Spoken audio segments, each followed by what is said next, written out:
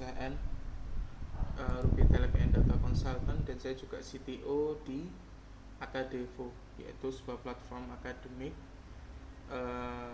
Intinya kayak ERP tapi untuk sekolahan kayak gitu, jenis seperti itu. Oke, langsung kita mulai aja. Di sini saya akan share screen, full screen, entire screen 2.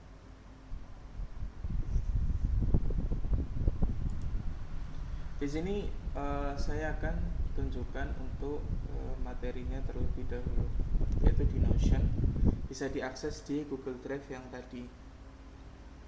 Oke, serve your computer vision model using C++. Kemudian teknologi yang akan kita gunakan atau kita pelajari pada pagi hari ini adalah Onyx, OpenCV, Docker, Crow, itu sama C++.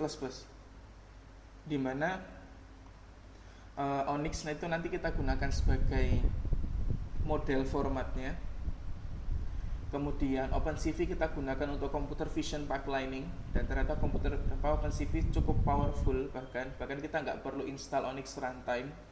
Onyx Runtime sudah di dalam OpenCV, dan aku sekarang mulai meninggalkan runtime di luar OpenCV ketika ngoding C++, kecuali yang masih belum support. Setahu kok OpenVINO belum support, cuma nanti aku cek lagi. Kemudian di sini ada Crow, yaitu REST API framework untuk keperluan C++. Ketika kita kepengen bikin REST API REST API application, disarankan menggunakan ketika kita ingin membuat REST API application dengan C++, maka kita bisa menggunakan dengan Crow. Mungkin kalau teman-teman yang nggak tahu apa itu REST API, intinya dia adalah sebuah aplikasi supaya dia itu bisa diakses di luar sistem tersebut. Baru itu ada yang nanti namanya endpoint atau API yang nanti bisa diakses sama klien sistem, seperti itu. Nah, di sini terus yang terakhir Docker kita gunakan untuk dependency management. Kenapa C++? Membangun model serving menggunakan C++ dapat memberikan keuntungan dalam kinerja dan pengelolaan sumber daya. Pertama, C++ dikenal sebagai bahasa pemrograman yang lebih efisien secara performa dibandingkan dengan Python. Kode yang ditulis dalam C++ dapat dieksekusi lebih cepat karena C++ adalah bahasa yang dikompilasi, berbeda dengan Python, sedangkan Python adalah bahasa interpretatif. Hal ini sangat penting dalam konteks model serving, di mana respons waktu yang cepat seringkali menjadi faktor kritis. Dengan C++,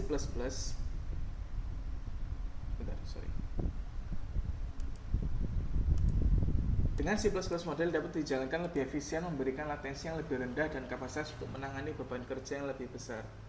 Sebetulnya itu nanti C++ itu akan sangat kerasa banget kalau seandainya itu kita dalam pembuatan computer vision pipeliningnya tuh heavy banget di post processing sama pre processing. Tapi sebetulnya kalau dari segi model inference itu sebetulnya hampir sama, tidak ada perbedaan yang signifikan. Tapi dari segi RAM atau resource yang digunakan seperti kayak RAM atau CPU, dia akan cenderung lebih ringan, seperti itu. Selain itu, C++ dapat memberikan kontrol lebih besar terhadap pengelolaan sumber daya dalam lingkungan produksi, di mana efisiensi sumber daya sangat penting. C++ memungkinkan pengembangan untuk mengoptimalkan penggunaan memori dan CPU dengan lebih detail. Python, meskipun mudah digunakan dan memudahkan pengembangan, memiliki overhead yang lebih besar dalam hal pengelolaan memori dan garbage collection. Sedangkan C++ memberikan kemampuan untuk mengelola memori secara manual sehingga pengembang dapat mengoptimalkan dan mengontrol sumber daya dengan lebih baik. Sebetulnya ini bisa nilai plus dan nilai negatif. Karena nilai plusnya apa? Kita bisa ngontrol sumber dayanya kita secara manual. Negatifnya apa? Ya karena ini manual artinya kita perlu melakukan beberapa konfigurasi memori. Cuma nanti untuk ketika kita bikin REST API untuk grow ini, nanti kita insya Allah nggak perlu untuk membuat memori. Itu biasanya kalau kita seandainya perlu untuk membuat model serving yang kompleks, yang dimana ada banyak proses terjadi di situ, seperti itu. Terakhir, model serving dengan C++ dapat menghasilkan executable binaries yang independen, sehingga model dapat diimplementasikan tanpa keharusan menginstal interpreter Python di lingkungan production. Ini mempermudah distribusi dan penerapan model ke berbagai sistem tanpa menghadapi masalah kompatibilitas interpreter. Dengan demikian, menggunakan C++ untuk model serving dapat meningkatkan kinerja, efisiensi, dan portabilitas model secara keseluruhan. Itu kurang lebih kenapa kok kita harus menggunakan C++. Mungkin akan muncul pertanyaan, emang kepake toh C++ buat model serving? Ketahuilah teman-teman, di perusahaan luar negeri, ya, di Indonesia pun juga sama, ada banyak yang menggunakan C++ untuk bikin model serving, tapi nggak sebanyak di luar negeri. Di luar negeri itu kalau bikin model serving itu pakai C++, teman-teman. Kalau nggak pakai C++, pakai Go atau pakai bahasa-bahasa yang efisien. Cuman mostly C++. Terutama kalau teman-teman berhubungan sama computer vision, robotics, dan seterusnya. Self-driving car pastilah pakai C++. Nggak mungkin tiba-tiba pakai Python. Pasti jalannya bakal lambat banget. Terus Noteflux itu bikin model servingnya pakai C++, teman-teman. Kemudian Alpha Beta, mungkin kalau teman-teman tahu Alpha Beta, perusahaan computer vision di Jakarta, itu juga model servingnya menggunakan C++, teman-teman. Nah, ini using Docker for C++ dependency management. Kenapa toh kok kita harus pakai Docker untuk C++ dependency management? Ketahuilah teman-teman, dependency management itu adalah menjadi salah satu problem yang terbesar ya selama aku ngoding C++ ya. Karena untuk menginstal satu dependensi C++ itu tuh kita berhubungan sama OS layer. Dan aku kurang suka menginstal aplikasi yang sampai berhubungan dengan OS atau operating system layer, terutama kalau aku misalnya di Linux ya. Mungkin kalau di Windows teman-teman bisa dengan bahagia menginstal tanpa Docker, tapi kalau aku pakai Linux itu bakal ngobrak-ngabrik dalamnya. Contoh, ada beberapa aplikasi yang sampai mengutak-ngatik di OS layer itu ada MySQL, PostgreSQL, MongoDB. Intinya aplikasi-aplikasi database ini dia akan sedikit merubah-rubah operating systemku. Itu yang seringkali kalau error aku harus install ulang. Maka dari itu aku mesti kalau berurusan sama database aku akan menggunakan Docker. Dan hal tersebut pun serupa dengan C++. C++ itu kalau kita contohnya kita punya Ubuntu sudah 5 tahun kita pakai, atau sudah 3 tahun atau 2 tahun, pasti Ubuntu kita tuh kotor. Bahasanya tuh kotor tuh gimana, masa ada banyak dependensi yang sudah kita pakai, kita install, mungkin versi lama lah atau apa yang segala macam. Kalau seandainya kita ngeran code baru, entah apalagi itu C++, kemungkinan besar akan keluar error-error yang tidak kita inginkan. Maka dari itu alangkah baiknya kalau kita untuk dependency management kita menggunakan Docker, even untuk development. Mungkin teman-teman ketika development di awal pakai Anaconda ya kalau Python, atau pakai Venv aja. Nah kalau C++ aku development pun sudah langsung pakai Docker, karena aku sudah nggak mau berurusan sama hal-hal yang seperti itu. Karena bisa seminggu sendiri, aku pernah ada problem seminggu sendiri itu ternyata karena dependency management, versionnya nggak ngedukung. Apalagi C++ itu kan ketika dia ngeluarin error yang berbau apa ya, ketika code sudah dijalankan, bukan error ketika compile ya. Kalau error ketika compile tuh readable banget, tapi kalau error ketika code sudah dijalankan itu tuh cukup susah untuk dibacanya. Atau mungkin karena memang aku yang kurang expert kayak gitu lah untuk membaca error di dalam C++. Tapi at some point itu error message-nya tuh kurang jelas menurutku. Maka dari itu aku harus debugging ini itu, dan ternyata setelah aku temukan I just need to update the dependency. Dan untuk mengupdate dependency di C++ cukup susah kalau nggak pakai Docker, karena aku harus nge-update. Belum lagi kalau ada dependensi lain yang ternyata versinya lebih lama, ya udah aku akhirnya memutuskan sudahlah pakai Docker aja sekalian untuk development. Dan dari situ kehidupanku jadi lebih mudah ketika aku berurusan dengan C++. Oke, jadi memang alasan kenapa kok kita harus menggunakan Docker untuk C++ ya sebagaimana kita menggunakan Docker, yaitu isolasi lingkungan, kemudian reproduksi, dimana kalau dia bisa jalan di laptopku, insya Allah bisa jalan di laptopnya teman-teman tanpa ada konfigurasi tambahan. Kemudian manajemen versi yang jelas kayak gitu. That's why enak banget kayak gitulah kalau kita using Docker untuk C++ dependency management. Oke. Sekarang di sini aku bakal ngajarin teman-teman untuk nge-build base image. Base image itu apa? Base image ini nanti akan kita gunakan sebagai dependency dari image yang akan kita bangun di kedepannya. Jadi ini base image, nanti ada on top of it-nya adalah application image-nya. Kenapa kok aku pisah?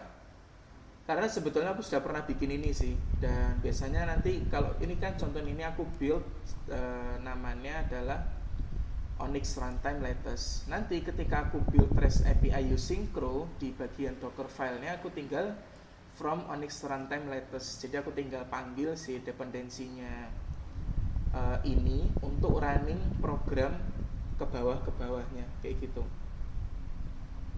Nah, ini nanti silakan teman-teman di copy paste aja untuk Docker filenya. Di sini adalah from Ubuntu, kita pakai Ubuntu 20.04. Mungkin nanti kalau sudah 2024 silakan kalau mau pakai yang 22.04, karena aku pribadi biasanya kalau ada Ubuntu baru keluar aku tunggu setahun atau 2 tahun kayak gitu baru aku pakai. Itu kenapa aku masih pakai Ubuntu 20. Kemudian OpenCV versionnya aku pakai yang 4.7. Ini sebetulnya nggak usah dipakai, nggak apa-apa karena nggak pakai Onyx Runtime pun jalan. CMake versionnya aku pakai yang 3.23, terus 6 jobsnya di sini karena laptop yang aku gunakan memiliki 16 core. Jadi maka dari itu aku kasih dia 8. Tapi kalau teman-teman mungkin laptopnya 4 core atau berapa, silakan diisi setengahnya. Jadi biar nggak terlalu penuh juga laptopnya, tapi bisa pas lah. Biasa aku isi separuhnya kayak gitu supaya aku masih bisa melakukan beberapa hal di laptopku ketika ngejalanin sesuatu. Terus Debian front end non interaktif ini nanti supaya kalau ada permintaan-permintaan yang aneh-aneh itu tidak bikin error Dockernya. Di sini kita install beberapa dependensi di level OS-nya. Ini sebetulnya Python 3 ini bisa dihapus, nggak apa-apa. Ini sebetulnya nggak sengaja ke-include di sini karena nggak sengaja aku ambil dari projectku yang sebelumnya, di mana di dalamnya ada Python plus ada C++-nya kayak gitu. Tapi ini teman-teman bisa buang, it's okay. Teman-teman buang aja, it's okay, dihapus, insya Allah nggak error.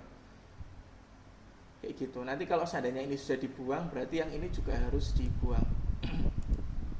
Nah, di sini ada build essential, ada software properties common, autoconf, automake dan seterusnya sampai CMake sama unzip.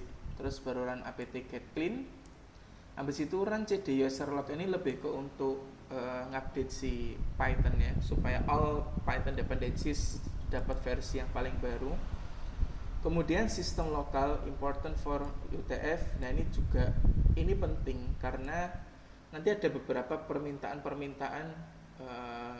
berbau input kayak gitu. Nah, itu kalau nggak kita isi nanti akan dimintakan dan membuat Dockernya error. Kemudian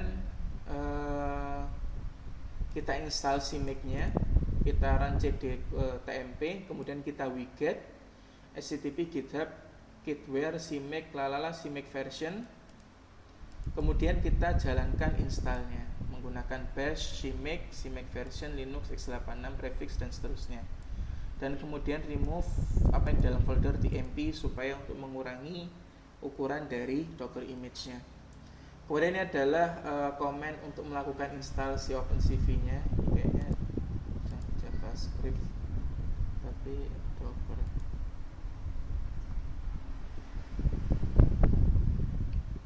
Kemudian ini adalah install untuk menginstal si OpenCV-nya. Silakan install beberapa dependensi untuk OpenCV di level OS-nya. Setelah itu run cd tmp wget opencv.zip dari github-nya OpenCV. Kemudian di unzip. Setelah itu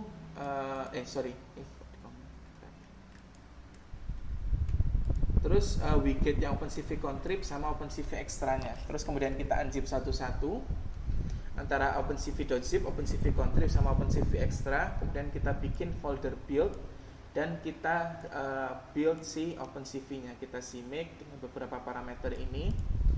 By the way, the CUDA Archbin ini karena nanti kita pakai CPU, nggak pakai CUDA, ini sebetulnya nggak usah dihapus, nggak apa-apa untuk parameternya. Cuman karena aku takut muncul error dari apa yang sudah aku ada, jadi tetap aku biarin di situ, nggak apa-apa.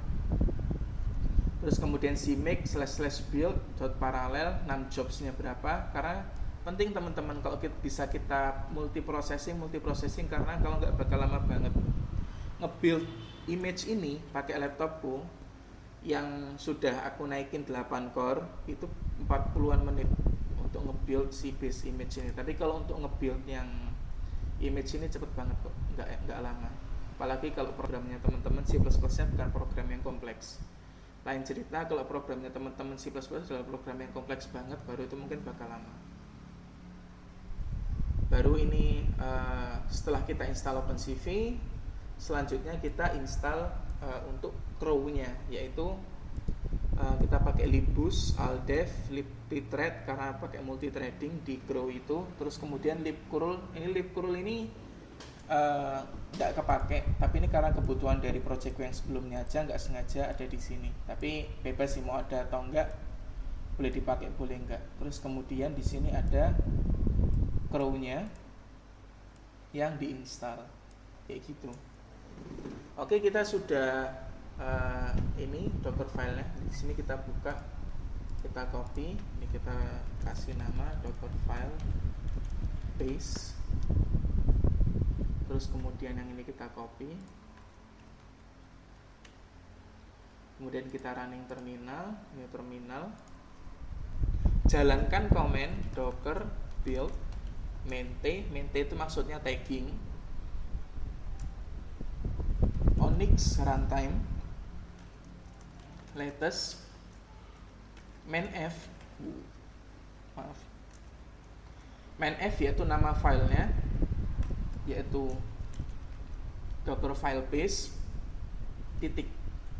Nah, nanti dia akan nge-build Onyx runtime latest dari docker file base-nya. Karena aku sudah punya, maka aku tidak perlu menjalankannya, karena aku daripada harus nunggu 40-an menit sudah aku punyai, yaitu Onyx runtime. Nah, ada di atas. Nah, ini dengan ukuran image-nya 5 GB aja. Ya enggak aja sih, itu cukup besar, tapi itu lebih kecil daripada kalau aku pakai Python. Tapi sebenarnya itu masih bisa lebih dioptimize lagi. Kayak mungkin kita nggak perlu install Python, itu pasti akan lebih kecil lagi, dan beberapa yang kayak kita nggak butuhkan kayak curl dan seterusnya yang ini pasti akan lebih kecil lagi, insya Allah. Oke. Sudah nih contoh, kita sudah build base image kita.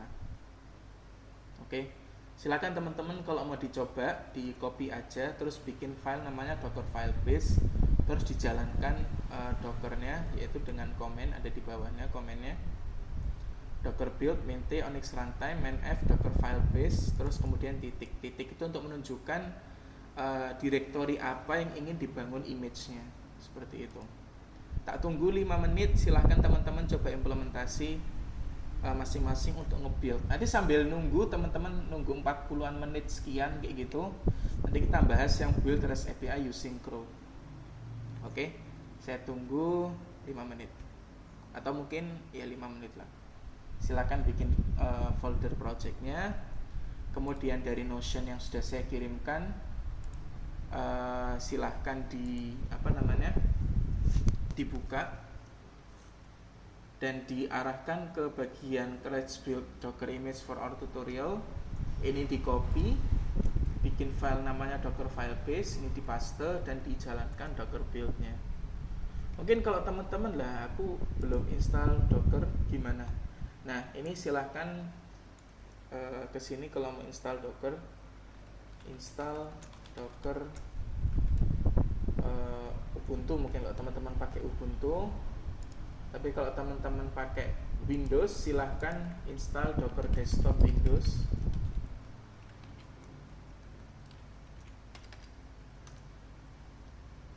Kalau teman-teman pakai Mac, silahkan install Docker Desktop Mac, kayak gitu, dicari aja.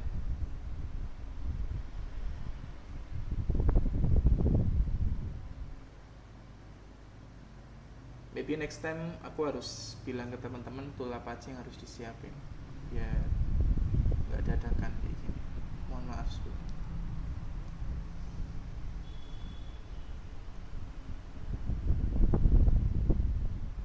Nanti kita lanjut 835 sambil silahkan di build. Atau mungkin kalau mau install Docker dulu silahkan, installnya gampang kok.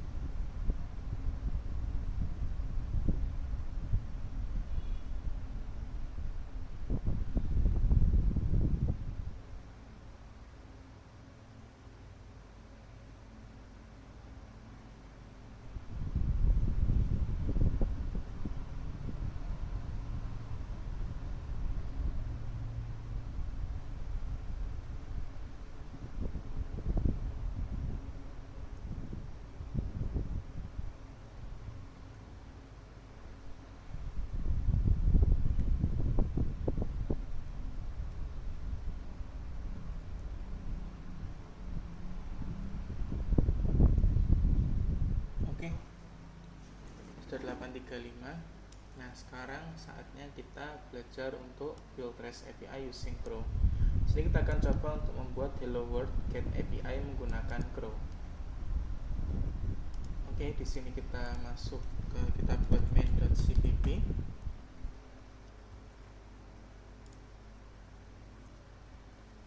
Nah, di sini kita lihat pertama kita bisa include crow.h.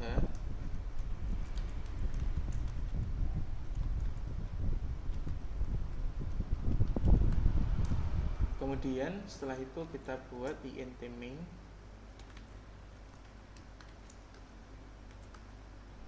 Untuk functionnya, kemudian kita definisikan crow simple app. Kemudian kita definisikan untuk routingnya crow root app, /hello.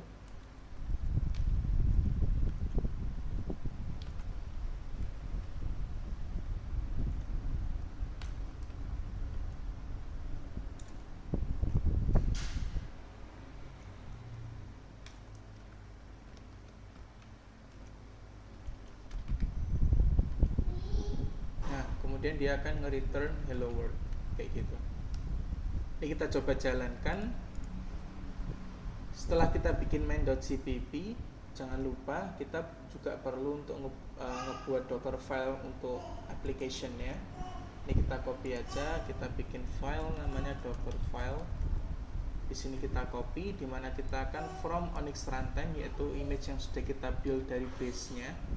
Kemudian kita dari workdir app add titik-titik, kita akan nge-add keseluruhan file yang ada di sini ke dalam image-nya. Kemudian kita akan create build directory dan kita akan membuat build ini sebagai working directory kita. Kemudian kita akan nge-run cmake. Kemudian kita run make untuk nge-build the application. Kemudian kita env dari my app atau application binary kita ke app my app. Kemudian workdir-nya app, kemudian cmd-nya cukup jalanin my app. Kayak gitu. Jadi ini memang C++ itu kayak gitu. Jadi bukan kayak kalau kita ngejalanin Python kan Python lala.py kayak gitu. Kalau C++ enggak, C++ itu harus kita compile dulu. Harus kita compile, setelah kita compile dia akan menjadi sebuah binary file. Nah, dari binary file itu yang akan kita jalankan menjadi sebuah aplikasi yang kita jalankan kayak gitu. Oke, kita coba. Oh ya, sama satu lagi yang kurang, yaitu kita membuat si make list.txt.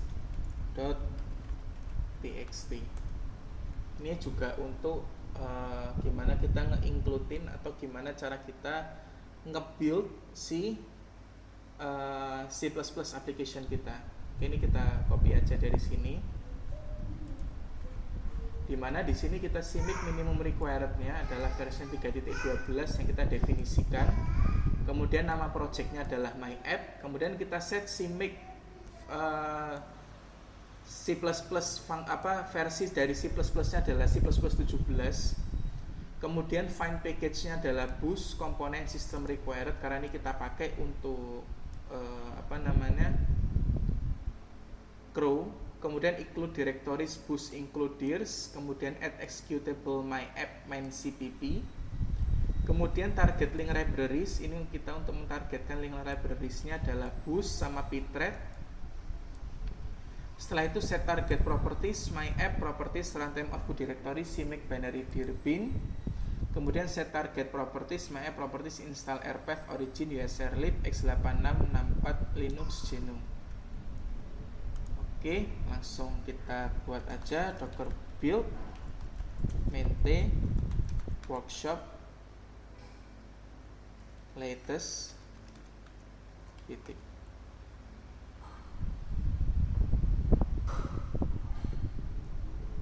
Sip, dia sudah jalan. Sekarang kita coba menjalankan program hello world ini dengan docker run main name workshop. Jangan lupa dikasih main rm. Nanti aku jelasin main rm itu apa. Kemudian main p 8000 80 80, kemudian workshop latest. Oh, sudah kepake ya.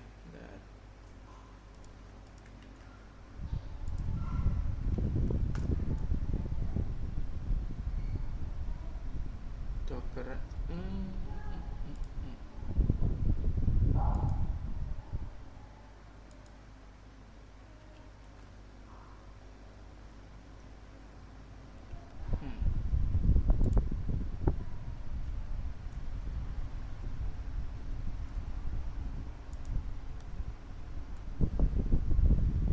Astagfirullahaladzim.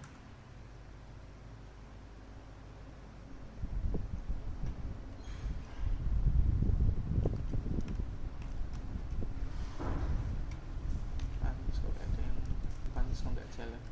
Data kurang ini. Itu kita ngejalanin si endpointnya. Kita build lagi ulang. Dan kita dockeran.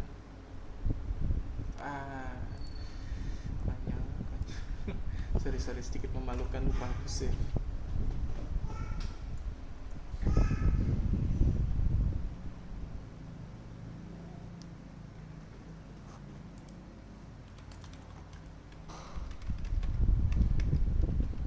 Oke, sekarang kita running lagi. Jadi Docker run ini adalah kita menjalankan image as container, di mana main name adalah nama dari kontainer yang ingin kita inginkan. Name-nya bebas, ini lebih ke untuk memudahkan kita dalam manajemen kontainernya. Kemudian main RM itu, jadi kalau seandainya kontainernya tak matiin, dia mati. Lebih tepatnya ketika tak matiin, kontainernya terhapus, kayak gitu. Kemudian main P itu adalah port. Jadi 8000 itu adalah port host kita untuk melihat port dalam kontainer 8080 yang dimana kita gunakan untuk menjalankan crew kita. Kemudian kita pilih image-nya workshop latest, kemudian kita jalankan. Mungkin kalau teman-teman pengen dia jalan di background, bisa menambahkan main B, yaitu detach. Cuman ini untuk kebutuhan awal, kita nggak perlu jalanin di background dulu. Oke, ini sudah jalan. Sekarang kita tes. Localhost 8000/hello. Dia akan sudah mengeluarkan hello world ya, teman-teman. Berarti endpoint kita berhasil. Itu kurang lebih gimana cara kita ngebikin curl dengan kebikin apa itu namanya REST API dengan C++. Seperti itu. Oke, saya kasih waktu 5 menit lagi. Silakan teman-teman coba untuk mengimplementasikan build REST API using Crow dengan Hello World. Kemudian di build Docker filenya. Oh ya ding, tadi mungkin nge-build yang sebelumnya belum selesai ya. Jadi mungkin kita langsung lanjut aja ke PyTorch model into Onyx. Oke, jadi di sini kita akan nge-convert PyTorch model ke Onyx. Di mana yang kita convert ini adalah dari torchvision.model. Jadi kita akan nge-convert ImageNet models dari PyTorch ke Onyx. Kayak gitu. Jadi kita akan melakukan inferencing classification model. Ini kita copy aja dari ini. Kemudian kita bikin folder, kasih nama Python src. Kemudian kita kasih new file, export to onyx.py. Kita paste. Jangan lupa teman-teman harus banget punya yang namanya, ini mungkin nanti aku tambahin di requirements txt.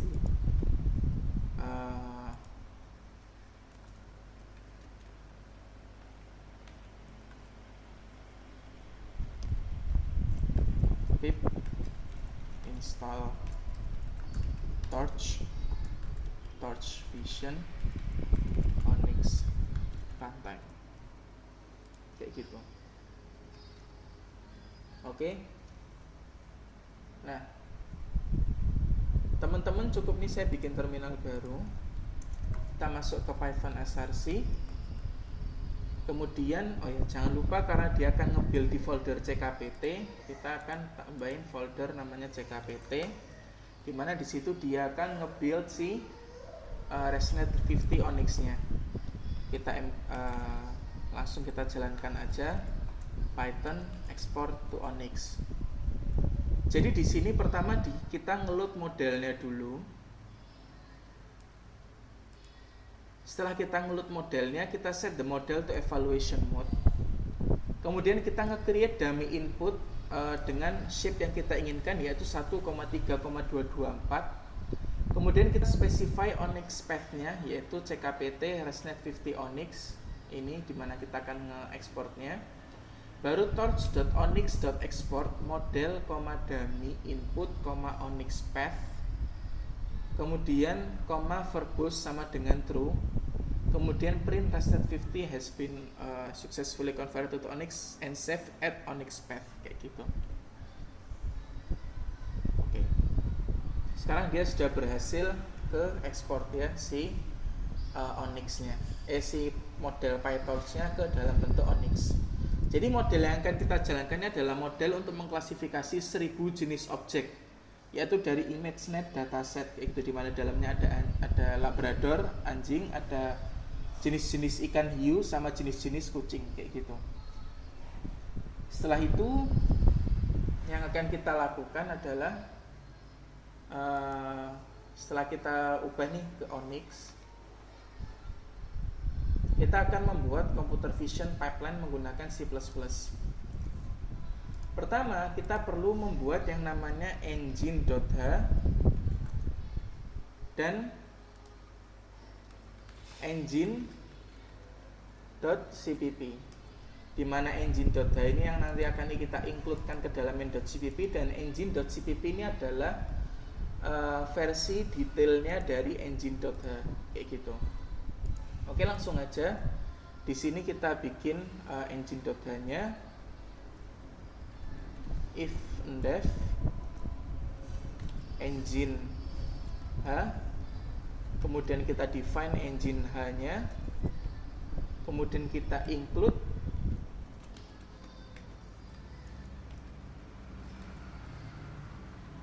opencv2 / opencv.hpp. Setelah itu kita kasih kelas engine.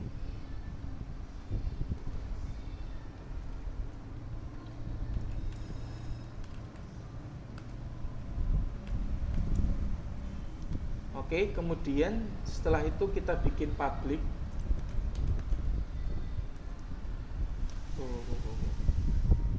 Nah, di dalam public di sini kita kasih engine, yaitu untuk konstruktornya nanti. Kemudian kita bikin function namanya pre-processing dengan input const std vector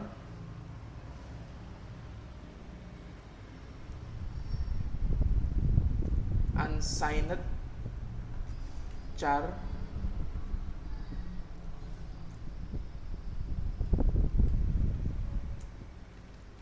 binary data, cv math dan pre-processed image. Oke. Maksud dari program ini apa sih? Jadi di sini ada pre-processing, const std vector unsigned char ini adalah binary file. Jadi ini adalah binary data. Memang tipe datanya binary. Jadi dia bukan string, bukan apa. Kalau di Python juga ada sebetulnya binary data. Kemudian CVMath ini adalah, kalau di Python itu mungkin kita kenalnya NumPy array ya. Karena OpenCV di Python itu dia operationnya itu pakai NumPy array. Sedangkan kalau di C++ dia sudah menyediakan formatnya sendiri namanya CVMath, yaitu namanya CVMath object, kayak gitu, untuk ngehandle ND array. Jadi kita betul-betul murni pakai OpenCV dan nggak pakai apapun. Setelah itu kita bikin selain ada preprocessing, kita bikin yang namanya std string untuk post processing,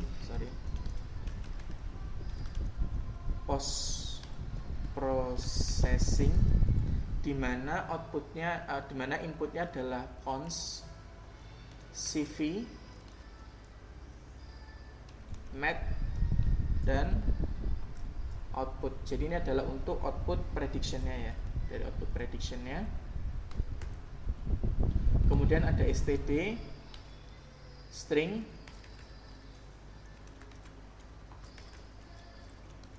predict dengan input const std vector unsigned char binary data.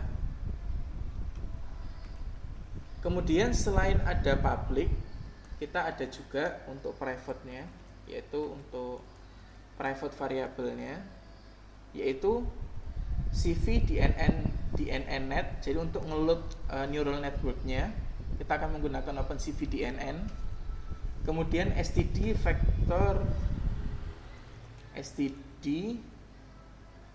vector ya betul, classes name. Kemudian ada namanya void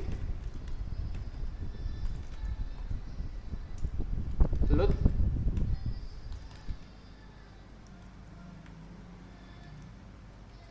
class names, const string dan class file path, class file name. Ya, betul. Oke, setelah kita bikin versi engine.h-nya ini, sekarang saatnya kita membuat versi, mungkin terakhir ya. Mungkin biar enak pemandangannya kita bikin gini, terus karena ini beda sama Python ya. Python nggak peduli indentasi. Oke, udah. And if sekarang kita masuk ke engine.cpp.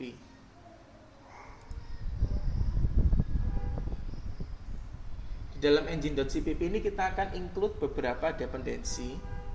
Ini saya copy aja langsung. Di sini ada engine.h, yaitu dari engine-nya sendiri. Kemudian ada iostream. Iya. Kemudian ada fstream. Nanti untuk kebutuhan convert, tapi kayaknya fstream nggak perlu sih. Karena tadinya aku nanya mau pakai base 64, cuma tadi karena ada kebutuhan untuk install dependensi baru dan daripada aku harus nunggu 40 menit lagi untuk nge-build image-nya, jadi aku pakai binary aja. Kemudian ada vector, kemudian include OpenCV to core SPP, image codec, image proc, sama HiGUI. Selanjutnya kita akan bikin konstruktornya dulu. Caranya cukup mudah. Jadi kan kita sudah ngebikin kelasnya nih. Sekarang kita bikin detail functionnya, yaitu engine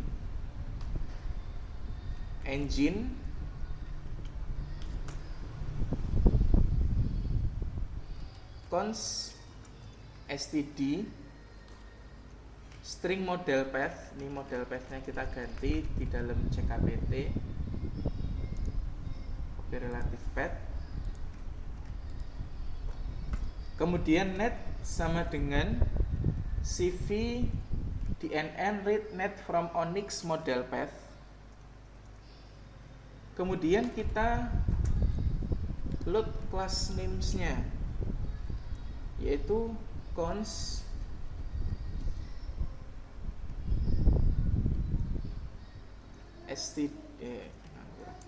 std string class file name sama dengan ini kita, oh iya aku belum bikin ya, ini aku copy aja, copy paste ImageNet classes.txt, copy relative path. Oh ya, jangan lupa semicolon, semoga aku gak lupa semicolon dari tadi. Ntar aku cek. Semicolon. Sip. Good. ImageNet. Kemudian kita load class names, class file. Oke. Setelah kita bikin, bentar sih, anakku mau jatuh sekarang. Sorry.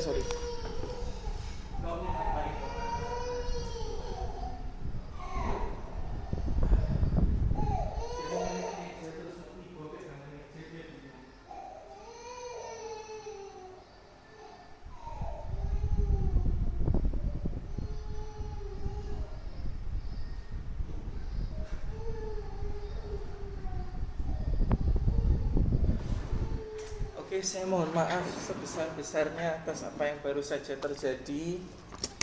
Saya mohon maaf sebesar-besarnya atas apa yang baru saja terjadi. Saya betul-betul mohon maaf atas ketidaknyamanannya. Oke, mohon maaf banget intinya. Harus sampai hal seperti tadi terjadi. Kayak gitu. Oke, kita lanjut. Setelah itu kita akan bikin engine.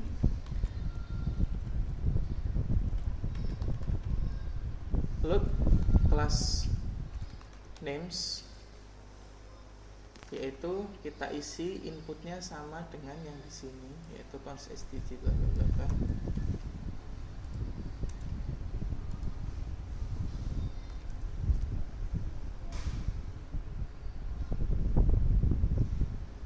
Oh, stop. Aku lupa harusnya pakai void. Void. Nah, di sini std ifs string classes filepath.cstr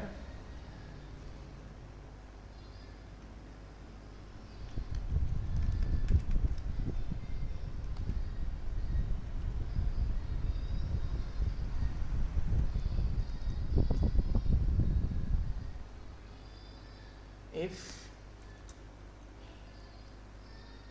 file dot is open std string line while get line classes pushback line classes string line std get line file line classes dot push back line.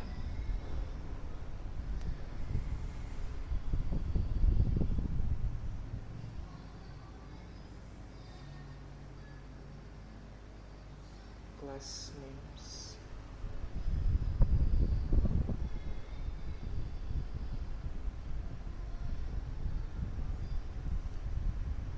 File.close. Okay.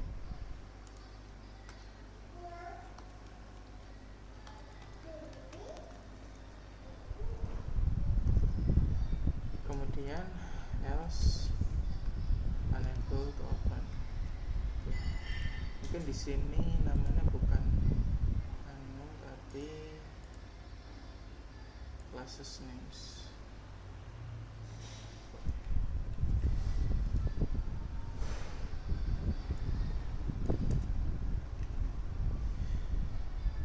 Classes names push back.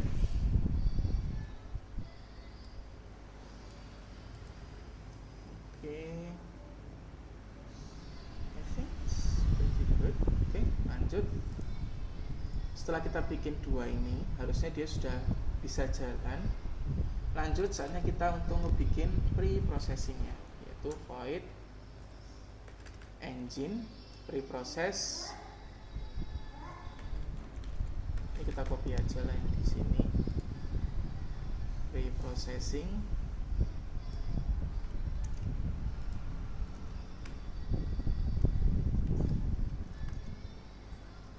Dimana dia ada cv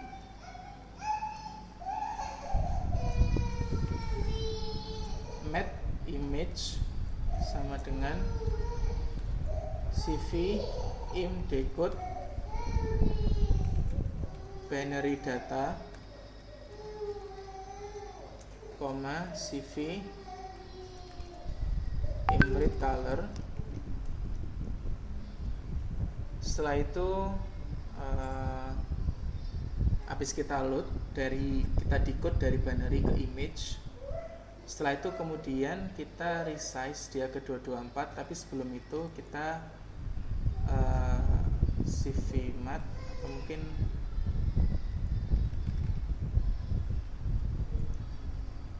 cv color image color BGR atau RGB. Ini salah satu yang menarik dari C++ ya. Jadi kalau Python itu kan biasanya kita apa sama dengan apa. Nah, kalau di C++ ini dia tuh cukup lumayan sering kita menggunakan yang namanya aku lupa lagi nama fungsi yang untuk, jadi kan fungsi itu kan ada dua jenis ya, ada yang pass by value sama pass by reference. Nah, tapi kalau kita pakai C++ itu kita bisa sering banget menggunakan function yang pass by reference. Jadi kita cukup masukin variabel outputnya sama variabel input, nanti dia akan otomatis aktif kayak gitu. Oke, setelah kita CVT color, kita resize dia ke 224. Setelah kita resize dia ke 224, kita akan melakukan yang namanya do standard normalization. Oke. Nah, di standard normalization di sini kita akan convert dia pre-processed image atau image convert to CV32F. Ini artinya kita yang tadinya bentuknya unsigned integer kita rubah ke floating point 32, kemudian kita normalisasi by 255. Setelah itu CV subtract image dengan CV scalar ini adalah scalar yang biasa kita gunakan untuk normalisasi PyTorch menggunakan torch vision.transform. Kemudian ini adalah standar deviasi yang biasa kita gunakan, yaitu 0,229, 224 dan 225 kayak gitu. Jadi supaya apa yang kita transformasikan di PyTorch itu tuh juga bisa ditransformasikan di Onyx C++-nya di sini. Seperti itu. Oke, kalau sudah preprocessed image sama dengan image kayak gitu. Ini sudah berjalan, sudah berhasil dia untuk dari kita convert color, kita resize sama kita normalisasi. Kemudian yang selanjutnya adalah kita ngebuat post processing dulu. Kita std string, kita copy aja dari sini post processing.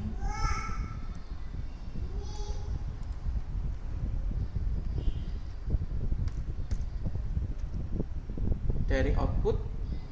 Nah, untuk post processingnya sendiri, pertama kita lakukan double min_val sama max_val. Kita definisikan minimum value sama maximum value. Habis itu kita bikin CV point namanya min_log sama max_log, yaitu minimum location sama maximum location.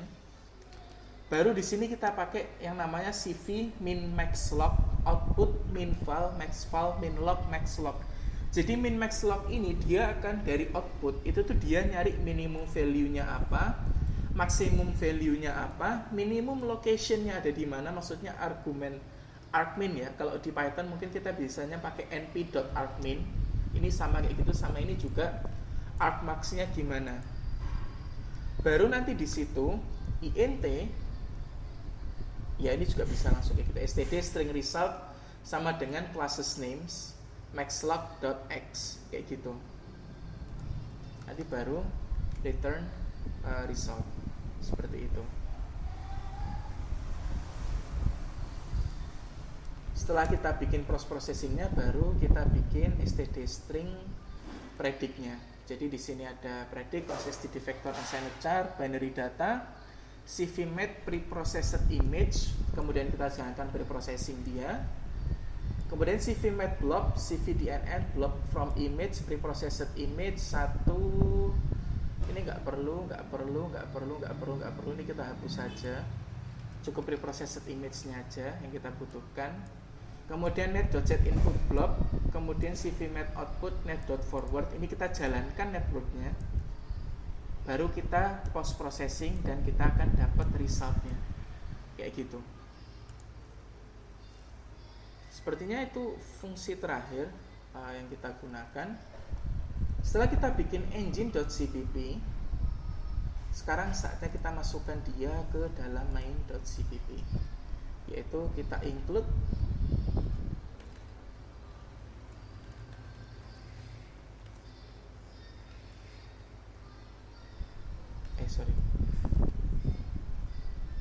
engine.data gitu.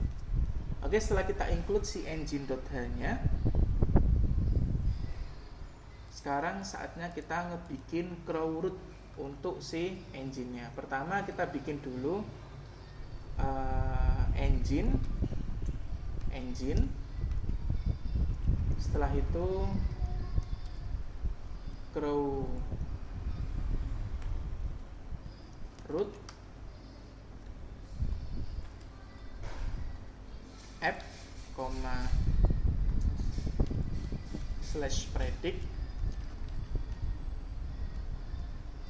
Setelah itu kita jalankan .method post method dan engine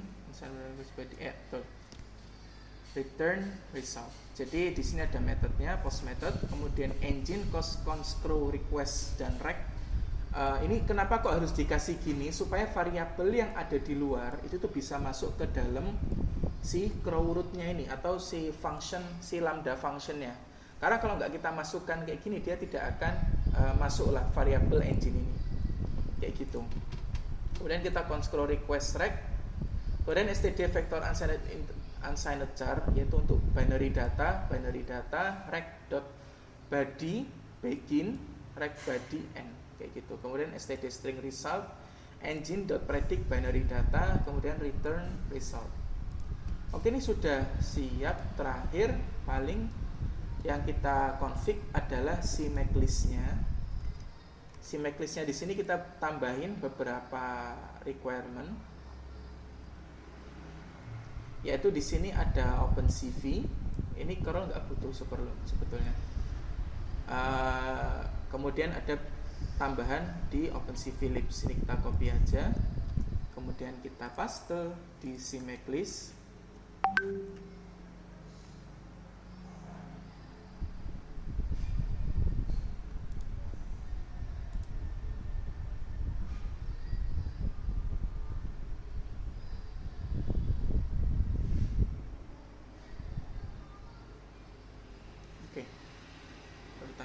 Oke, tadi ada pertanyaan masuk dari Mas Wildan.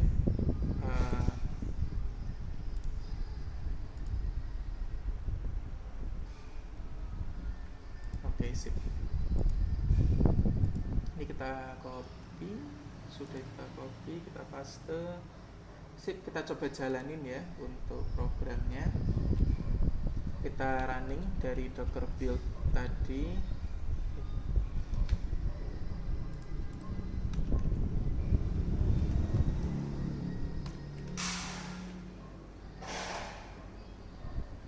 Kita coba run mic-nya.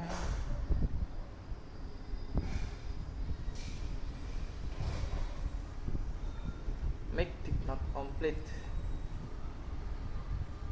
after class definition. Main CPP target my app. Consolidated compile generated dependency target building CXX. Main CPP in file included from app main.cpp to app engine.h22 error expected after class definition. Oke.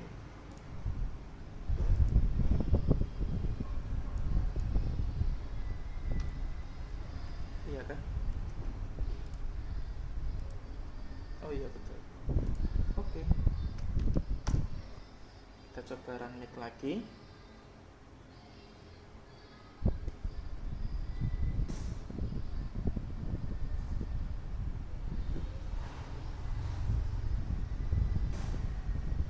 Class engine defined here.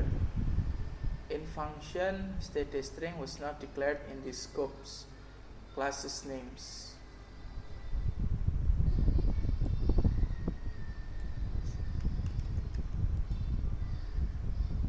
Class engine.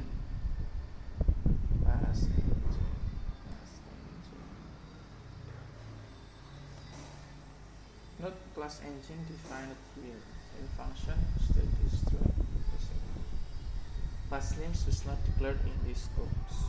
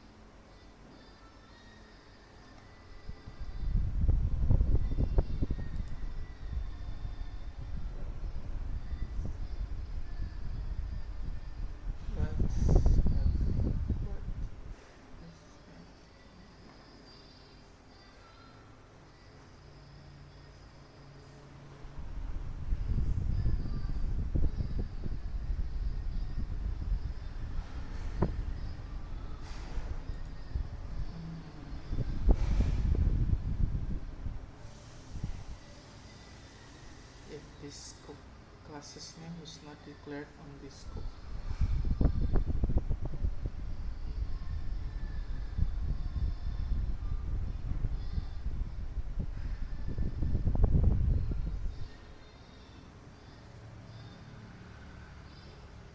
No declaration matches. Void. Okay, void. Class names. Oh, stop.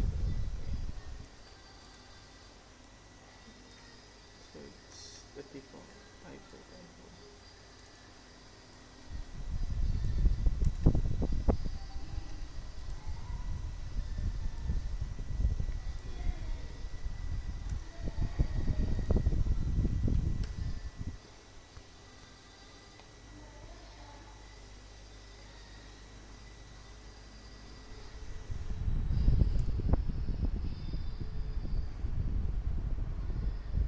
Error expected after class definition.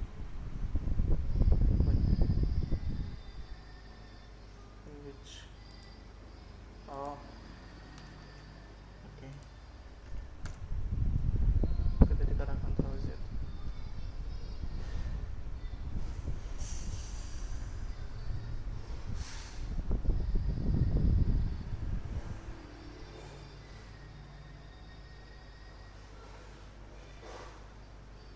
Classes name is not declared in this scope.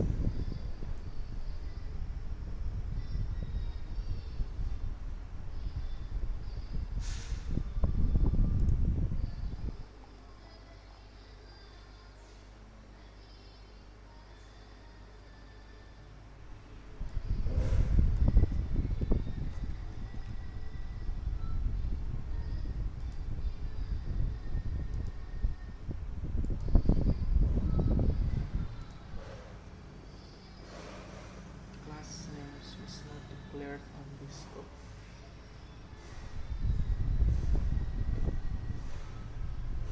Class names.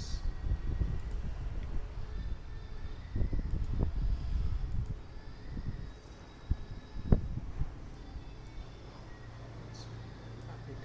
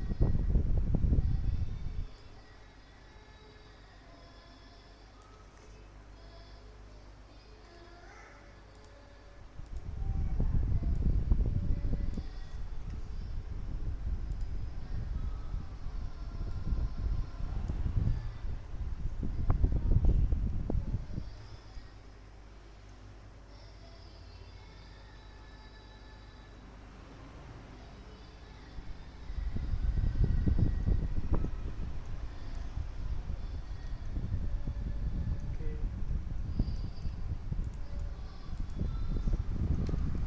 Harusnya bukan itu problemnya. Bukan std get lainnya.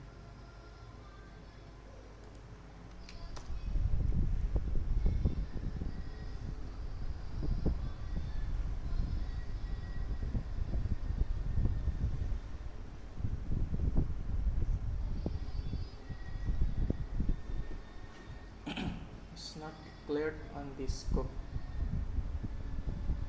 Why? Harusnya bisa. Void engine load classes names constitute.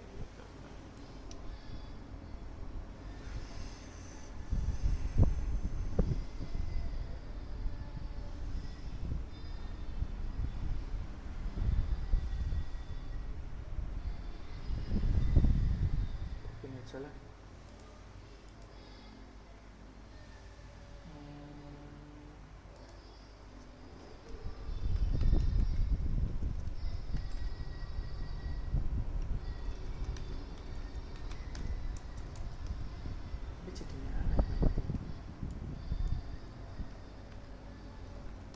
std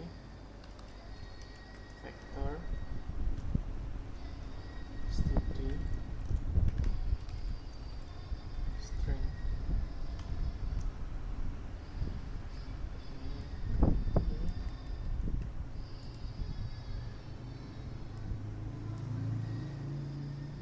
Atau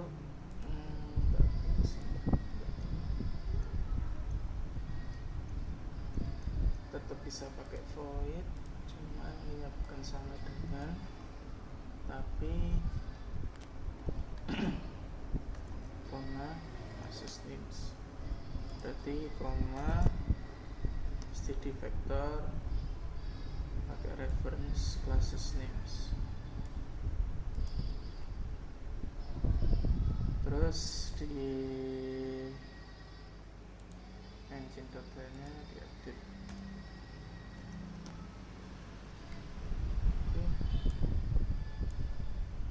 Semoga sudah ada error lagi.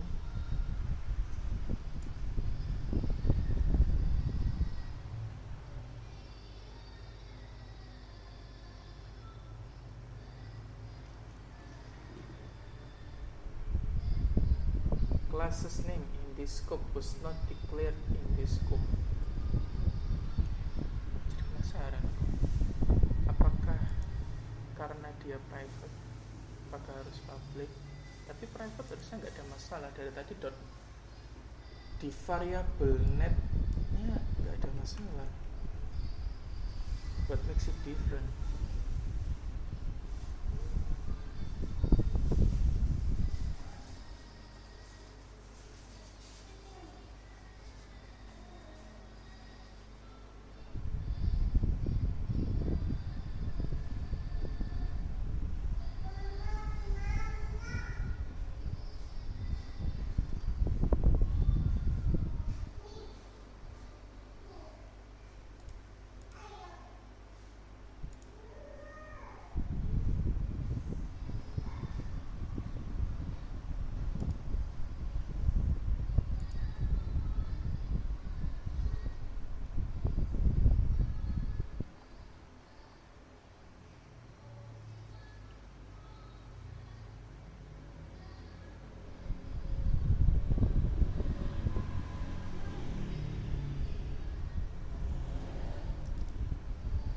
Oke, mungkin nanti aku coba cari lebih dalam why-nya. Mungkin aku ada satu hal yang missing gitu.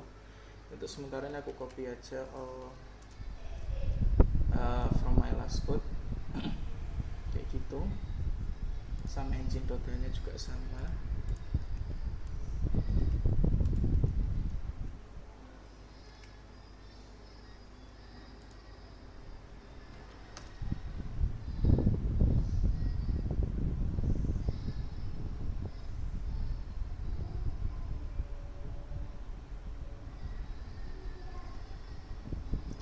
Oke, sudah berhasil. Sekarang kita tinggal dockeran lagi, main-mainnya workshop latest. Cuman paling untuk mencobanya di sini kita perlu yang namanya sample image. Ini aku copy, paste. Jadi saya sudah siapin tiger shark, tiger cat, sama labrador dog kayak gitu.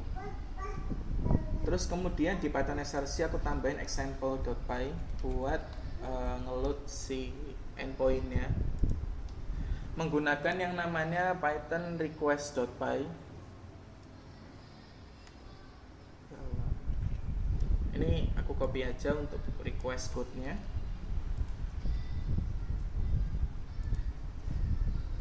Contoh di sini kita jalanin yang shark ya, dari shark GPG kita benerin datanya, kita load. Kemudian ini URL-nya dan ini responsnya. Kita coba Python example. Nah, dia akan ngeluarin tiger shark atau Galargerdo Cuvieri, yaitu untuk kelas dari yang shark. Terus kemudian kita coba untuk yang cat di example.py-nya.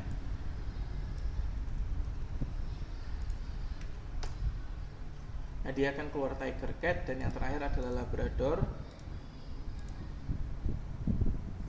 Kita coba di example.py.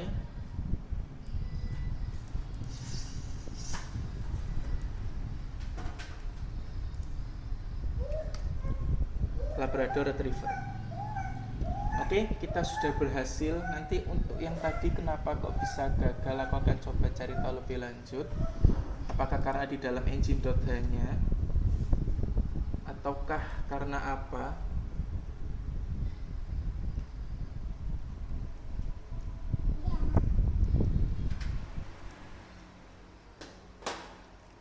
Aku tidak menemukan adanya perbedaan yang terlalu signifikan sih, tapi gak apalah. Kurang lebih kayak gini untuk outputnya. Ini output dari computer vision deploy your computer vision model create computer vision model serving using C++, kayak gitu. Ada pertanyaan masuk tadi, kita cek. Kapan dan kenapa project kita pakai Onyx format ketika kita mau deploy-nya ke CPU? Dan itu mostly lebih ke kalau aku cuman snapshot ya. Kalau dia cuman snapshot, aku biasa pakai Onyx untuk deployment-nya, bukan yang stream. Karena kalau pakai stream itu aku kalau nggak pakai OpenVINO TensorRT. OpenVINO untuk CPU, TensorRT untuk GPU. Terus ketika model dari convert ke Onyx, apakah kualitas modelnya tetap sama seperti model original atau berkurang? Sama persis. Speed, accuracy sama persis, tidak ada kurang. Paling yang membedakan adalah kalau PyTorch itu dia RAM yang kelut itu 3 GB, tapi kalau pakai Onyx dari cuma ratusan mega aja. Jadi dia lebih ringan di segi RAM-nya, tapi kalau dari segi processing-nya same.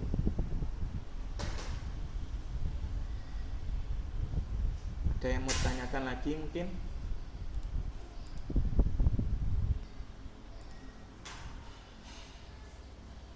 Cuman Mas Wilden ya. Monggo Mas, kalau ada yang mau didiskusikan Mas.